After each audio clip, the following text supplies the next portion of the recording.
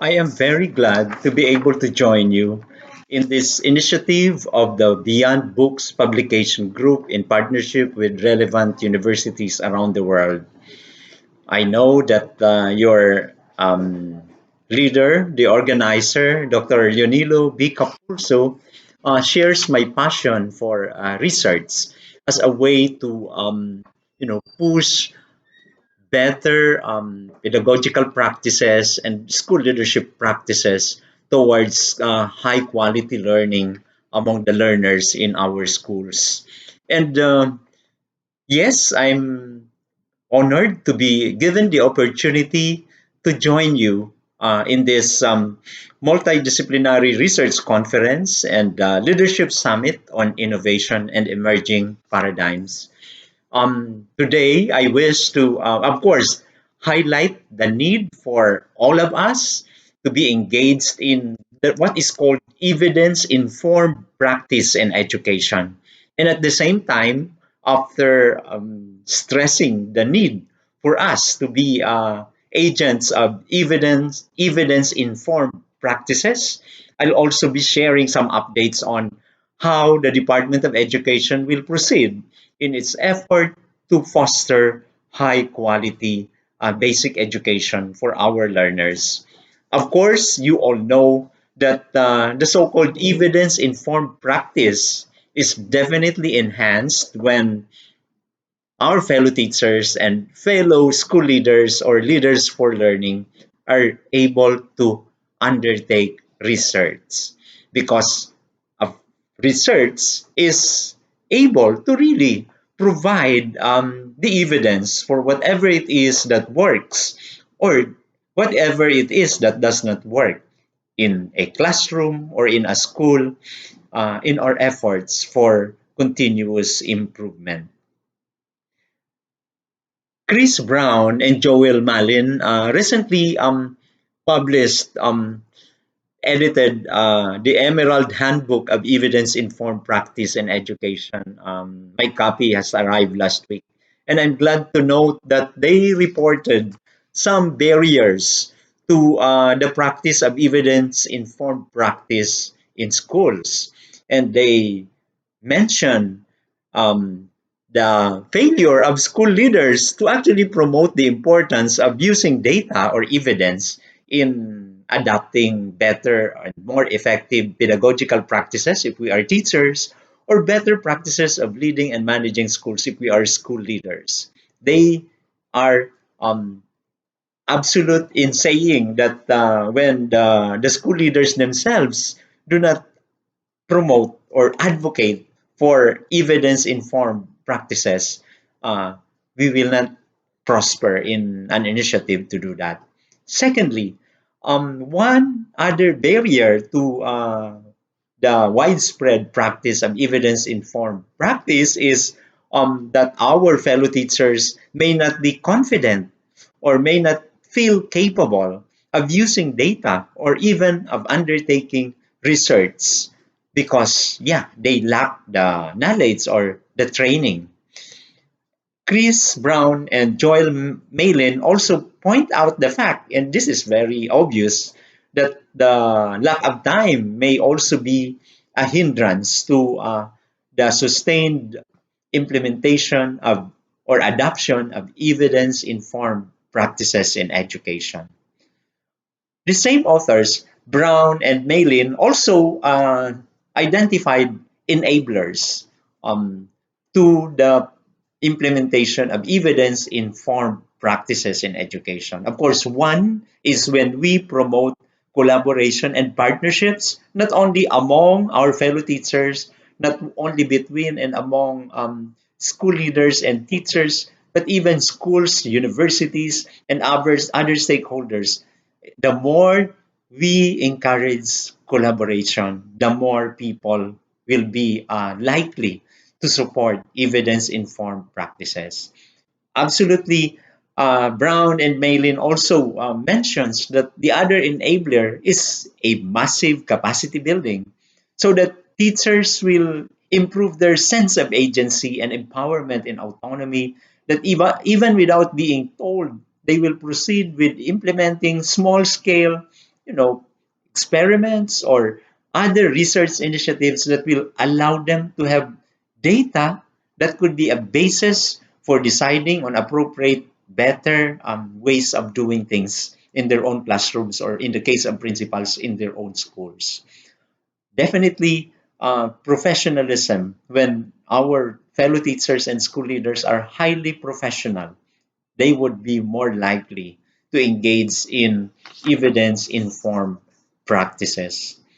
I think you've heard me in the past say that to me, research is defined as, a systematic and critical way of trying to understand phenomena, of trying to provide evidence for certain ways of doing things.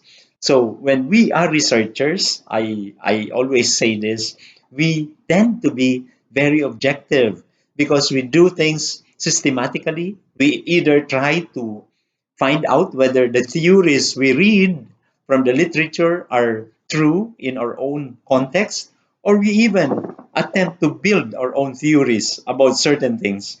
And again, results of our own research initiatives become the evidence that is necessary to sustain, excellence or continuous improvement, and eventually higher academic gains for the learners as well.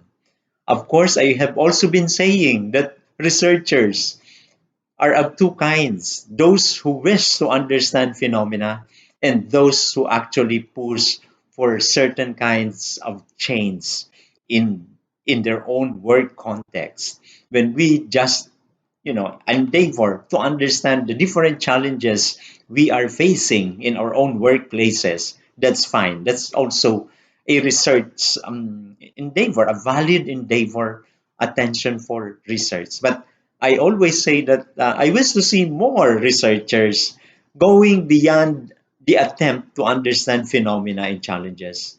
I wish to see more researchers actually trying to improve the situations by introducing certain types of changes.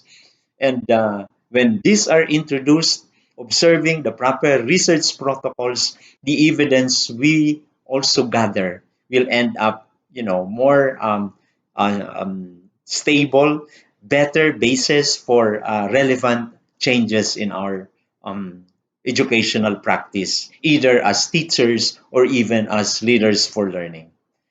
I promise that beyond the, attention to the need for all of us to be advocates of evidence-informed practices in education, as suggested by Chris Brown and Joel Malin, I also will be sharing some updates on the strategic directions of the Department of Education beyond 2022, perhaps up to even 2030, depending on how the next set of executives in DepEd will, make decisions relative to what should really be given emphasis in the Department of Education.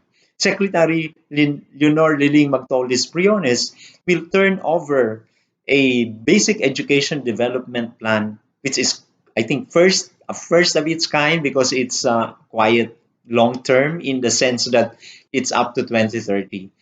Of course, it's always about confronting the basic education imperatives, and we're all aware of this low proficiency of learners in reading and numeracy. And of course, we're also concerned about the immediate impacts of COVID-19 pandemic on participation, learning, and education delivery. We'll also be confronted and will continue to find ways of addressing the situations of disadvantage that hinders achievement of universal participation. We'll have to build upon the gains, innovations, and good practices achieved in pandemic period, provide and will provide evidence for policy and strategy adjustments. And of course, the call for resiliency amid uncertainty, rapid social, climate, and technological changes require education systems to be nimble. And the major challenges identified in our basic education sector analysis as part of the exercise in crafting the basic education sector, basic education development plan on access and efficiency, we have to improve the participation in all levels of education, which has been, of course, notable, but reaching universal participation requires a lot more of targeted interventions. There is access, there would be, and we know this, access gaps, particularly on out of school children and youth, remains to be an area of concern. And we lack data on the universe of groups in situations of disadvantage. We do not actually have a complete basis to claim that our inclusive education initiatives are indeed, targeting those that are outside of the system yet. And of course, as on quality, I mentioned this: the low proficiency of learners, the inadequate coverage of 21st century skills in curriculum, especially in the way we are able to do it now. And then the girls are, of course, outperforming the boys in attendance and learning proficiency. So we have to find better ways of ensuring that the boys can catch up. In terms of governance, we'll have to strengthen complementarity between public and private schools and strengthen support to private sectors. We have limited vertical and horizontal integration in program management at the different levels of the Department of Education. And we also acknowledge the need for higher levels of capacity of depth and field units on contextualization of programs and strategies, including quality assurance, technical assistance, education planning, monitoring and evaluation, and program management. And of course, the perennial challenge of inadequate government spending in education. So as promised, the priority development areas would be the pivoting to quality, ensuring that all learners attain learning standards in every key stage in the K-12 program, expanding access to education for groups in situations of disadvantage to ensure inclusive and equitable quality service delivery. Next priority development area would be the strengthening of the promotion of the overall well-being of learners in a positive learning environment where learners exercise their rights and experience joy. And finally, modernizing basic education governance that empowers learners to be resilient and require life skills. For our key strategic priorities, so between now and 2030, we'll have to make sure that the immediate impacts of COVID-19 pandemic on learning and participation should be addressed. We'll have to enhance policies and strategies in improving early reading and numeracy skills in the first key stage. Of course, we have issued even prior to COVID-19 the hamon bawat bata bumabasa. We want that strengthened. We are, of course, encouraged by the kind of responses we are noting from the ground, from the schools, from the division offices and the regions. But we have to make sure that we will sustain our attempt to make sure that every young Filipino child is an able reader. Next key priority is the improvement of the access to quality and learner-centered learning environment and spaces. We also would push for strengthened policies and mechanisms for providing access to quality and relevant basic learning opportunities for out-of-school children and out-of-school youth. We also have included in our key strategic priorities the provision of an inclusive, effective, culturally responsive, gender sensitive, and safe learning space to respond to the situations of disadvantage. Of course, we'll also attempt to improve learners and personnel resilience from all forms of natural and human-induced hazards. We will also attempt to integrate children's rights and obligations in the design of DepEd programs and projects. Again, in addition, we will be enhancing strategic human resource management for continuing professional development and opportunities. Of another key strategic priority will be the co-creation of learning spaces for the future by looking at the broader learning ecosystem beyond the confines of physical classrooms. Next key strategic priority will be the strengthening of the public and private collaboration and work, and we will work more collaboratively under a dynamic and responsive complementarity framework. And finally, we will have to modernize education management systems and processes for efficient service delivery. Friends, I know that you are all here as researchers and as dynamic partners in all efforts to make sure that indeed learning will continue to happen even in very difficult and challenging circumstances. Congratulations to all of you for choosing to be aggressive and dynamic agents of change by also demonstrating that you are lifelong learners yourselves and exemplifying such behavior of a lifelong learner inspires me to believe that there is indeed hope, that everything we're trying to do now, even under the Sulong Edukalidad initiative of updating the curriculum, which we hope to unveil the version that's the updated version before June of 2022, the more intense implementation of the improvement of the learning environment and resources, and the upskilling of our fellow teachers and school leaders, and the sustained engagement of stakeholders, our guide framework for implementing the Sulong Kalidad.